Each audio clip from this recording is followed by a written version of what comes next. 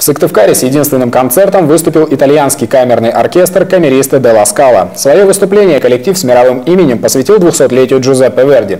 Пригласить в Коми виртуозов ла Скала удалось благодаря гранту, который получил Республиканский театр оперы и балета. Кстати, билеты ценители итальянской классики раскупили еще за 3 месяца до концерта.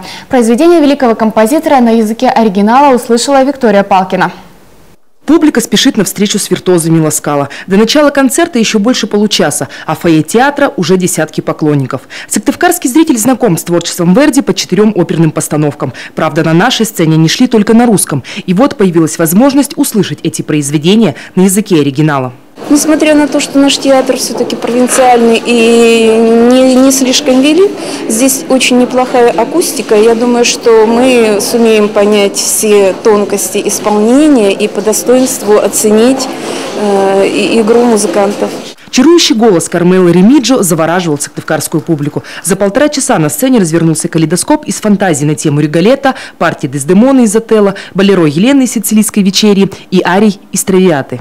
Я думаю, что пришел подготовленный зритель, безусловно, зритель, который любит классическую музыку, и зритель, который смотрит программу «Культура». Поэтому я уверена, что те, кто сегодня пришел на концерт, они, конечно, безусловно, и подготовлены, и ждут этой встречи с прекрасным.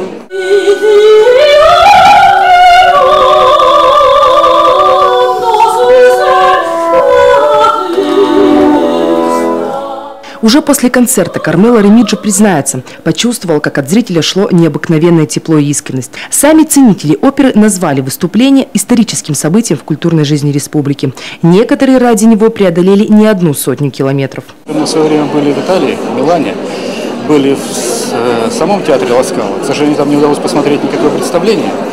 Вот. Там только была репетиция. Только была репетиция, да. Ну, в общем-то, ощущение от ла Скала есть.